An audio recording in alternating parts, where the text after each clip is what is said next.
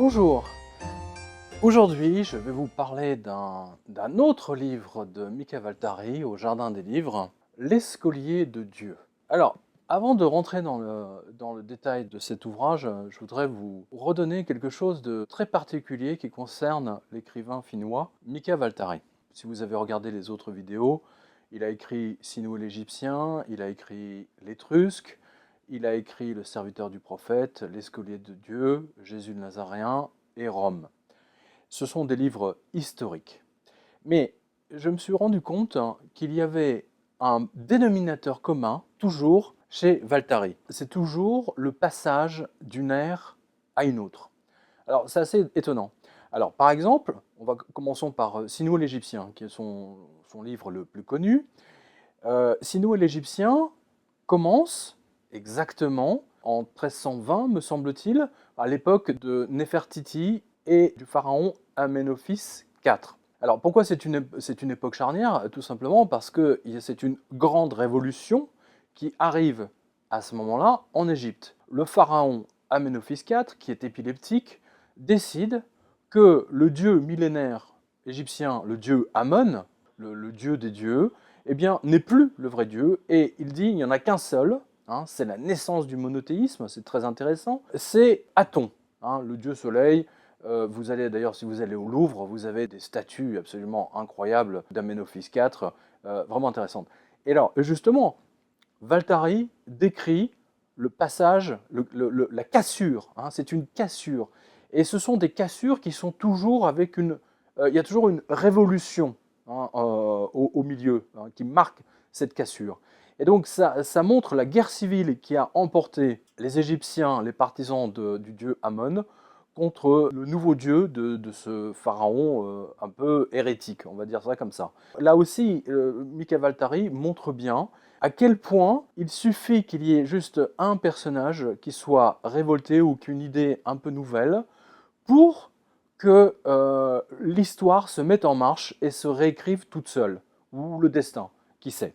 Alors, dans le livre Jésus le Nazaréen, là vous retrouvez une autre cassure. Là vous retrouvez par exemple ce sénateur romain qui, voulant fuir, oublier un chagrin d'amour, décide de partir, de quitter Rome pour aller voyager dans le monde, et il arrive sur son âne, sur une colline où on est en train de crucifier 3 personnes, dont un qui est un roi des Juifs.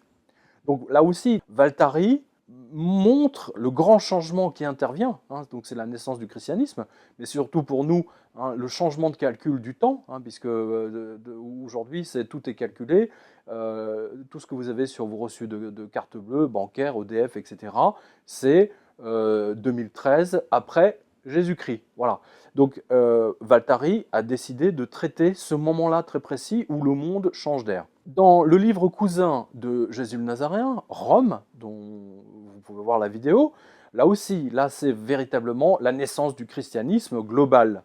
Donc c'est le passage d'un gouvernement qui salue tous les dieux, y compris les dieux inconnus, surtout les dieux grecs devenus romanisés, on va dire ça comme ça. Et donc Waltari s'attache à la personnalité de Néron pour montrer que le système ancien est en train de couler, de se détruire lui-même par sa propre corruption et par sa propre folie, pour donner naissance à un nouveau système.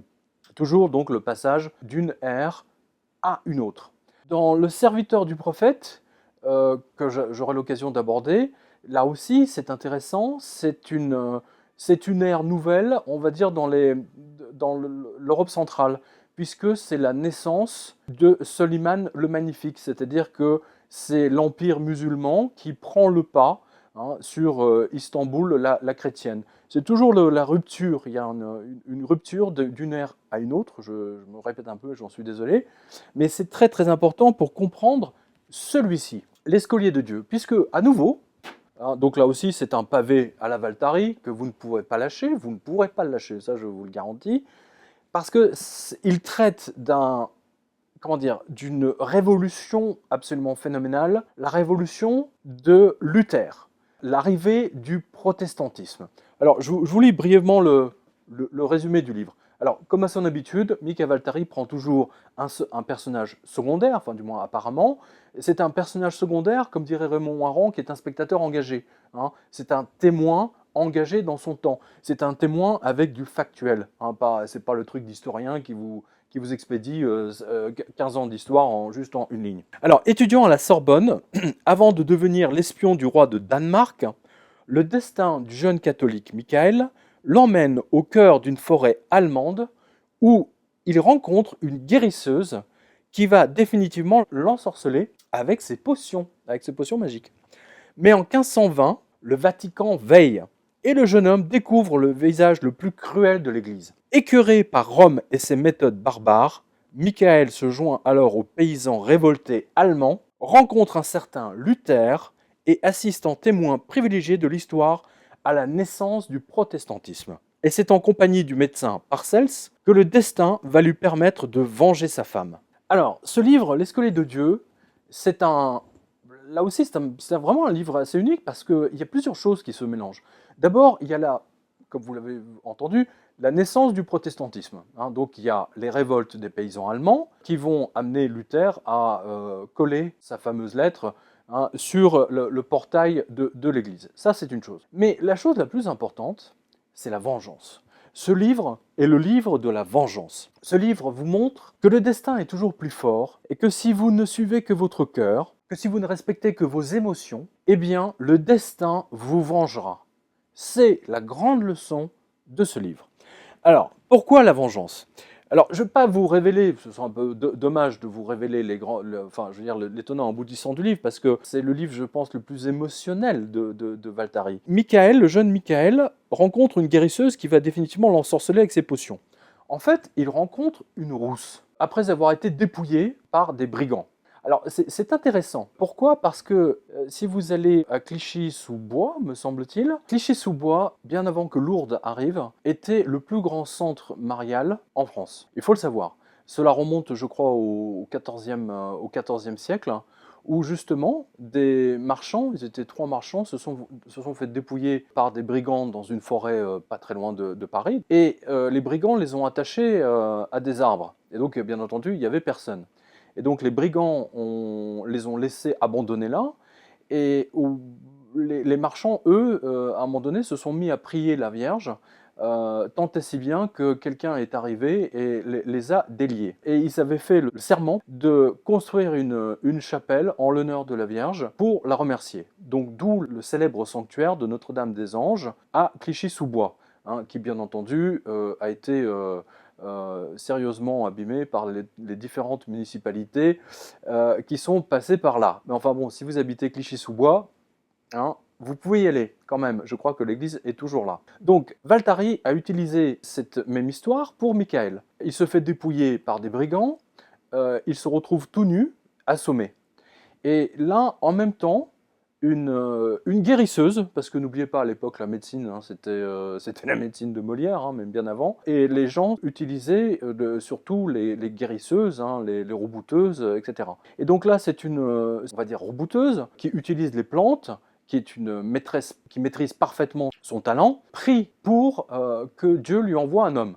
Et justement en marchant elle tombe sur un homme nu à ses pieds. Donc, et là naît une histoire d'amour étonnante entre Barbara, la sorcière rousse, que tout le monde déteste, parce que justement c'est une sorcière, du moins c'est comme ça qu'on qualifiait tous ceux qui utilisaient les plantes pour guérir les gens, parce que le Vatican les avait condamnés, et il vit une histoire absolument fabuleuse avec elle, il est heureux, il est serein, jusqu'au jour où l'Église décide de s'intéresser à cette femme, et vont littéralement la torturer, la soumettre à la question, toujours basée sur un fameux livre qui s'appelle Le marteau des sorcières, et donc vont l'interroger pour savoir comment elle a fait pour ensorceler le jeune Michael, qui lui est un garçon tout naïf et qui ne voit pas du tout qu'il a été justement peut-être emporté par une certaine forme de magie. Et donc c'est là où le surnaturel, comme à l'habitude de Mika Waltari, vous le retrouvez tout au long du livre,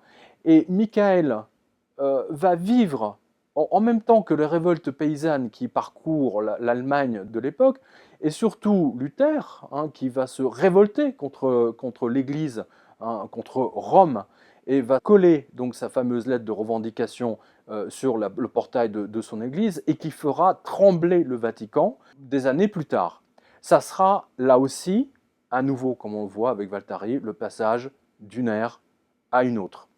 Et ce livre est un livre qui m'est, comment dire, qui m'est très cher, enfin comme tous les livres de Valtari. C'est un pur bonheur de découvrir les raisons majeures qui ont amené les Allemands à se révolter contre l'Église. Et je pense que c'est une très bonne raison, parce que je vous signale que nos ancêtres n'avaient absolument pas le droit de comprendre ce qui se disait pendant la messe. Il était strictement interdit de traduire la Bible en langage vulgaire. Seuls les prêtres, ceux qui avaient des lettres, ceux qui sortaient des universités éventuellement, avaient le droit de comprendre, puisqu'ils le lisaient en latin. Et un fameux linguiste anglais, John Tyndale, a été brûlé. Il a été brûlé parce qu'il avait osé traduire la Bible en anglais pour que tout le monde puisse le comprendre. Il disait, moi je veux que le marchand de bœufs, que celui qui soigne les chevaux, qu'il puisse écouter la parole de Dieu au même titre que les prêtres. Et ils avaient raison. Et ils avaient raison. Le Vatican s'est toujours comporté de manière à contrôler les gens et à leur donner la moindre information. Aujourd'hui, le Vatican n'a plus ce pouvoir, mais à la place, qu'est-ce que vous avez? Vous avez BFM TV, vous avez iTélé, qui vous empêche d'avoir la véritable information et qui vous brouille uniquement en vous balançant des conneries 24 heures sur 24. À la plage, il y a ceux qui bronzent, ceux qui mangent, ceux qui lisent, et puis il y a ceux, parfois les mêmes, qui téléphonent, textotent, mailent, pas forcément les moins de 20 ans, ça touche désormais toutes les générations. Et donc, cette volonté de savoir des paysans allemands, cette volonté de savoir quelle était la parole de Dieu, c'est pour ça que ça s'appelle les scolliers de Dieu. Vous imaginez-vous par exemple que vous allez à l'église, à l'époque, vous avez un prêtre qui vous fait la messe en latin. Bon, vous n'avez pas été à l'école comme la grande majorité de la population de l'époque, et vous ne comprenez absolument rien de ce qui se dit. Imaginez-vous cette situation. Certainement aujourd'hui c'est impensable, et pourtant nos ancêtres ont vécu ça. Ils ont vécu ça. Plusieurs linguistes français ont failli être brûlés ou condamnés à mort parce qu'ils avaient eux aussi voulu traduire, et ils l'ont fait d'ailleurs, la Bible en français. Je pense notamment à De Sacy. Toujours est-il que L'Escolier de Dieu, c'est, comme je l'ai dit tout à l'heure, c'est un livre de la vengeance. De la vengeance qui est comme un plat froid qui se mange, où les années finissent, vous savez, la roue tourne, puis les années finissent par rattraper, justement, et condamner Rome. Et alors, Michael va littéralement apprécier sa vengeance. Je ne vous dis pas laquelle, mais elle est absolument extraordinaire. Je vous encourage très sincèrement et très vivement. Ça, c'est le livre parfait, vous ne pourrez pas le lâcher, je vous le dis, c'est comme tous les Valtari, c'est comme l'Étrusque. C'est un vrai pavé. Vous allez adorer chaque ligne de l'Escolier de Dieu, et surtout comprendre pourquoi le protestantisme, pourquoi les Allemands sont devenus protestants, et pourquoi il y a eu cette scission justement à ce moment-là. Exactement d'ailleurs comme dans un autre livre de Valtari, mais là aussi, c'est la scission entre l'Église orientale, byzantine, et Rome. Là aussi, donc, c'est un grand favori. Si vous avez dans votre quelque chose, vous vous dites un jour le destin, le Dieu me vengera, etc. Eh bien là, je peux vous dire que c'est l'illustration la plus parfaite des mécanismes, des milliers de destins qui sont en marche, qui se croisent à un moment donné, et on voit l'intelligence absolument sublime de Dieu qui organise tout ceci et qui vous permet de savourer aussi bien le Valtari que les résultats de quelque chose que vous avez vécu et que vous avez jugé fondamentalement injuste. Merci à vous, et je vous donne rendez-vous sur le site du Jardin des Livres, où vous pourrez d'ailleurs retrouver les derniers exemplaires de Sinuel l'Égyptien en un volume que nos amis de l'édition Seuil ont bien voulu nous laisser. Donc ce sont des exemplaires de collection. Donc rendez-vous sur le Jardin des Livres pour Valtari.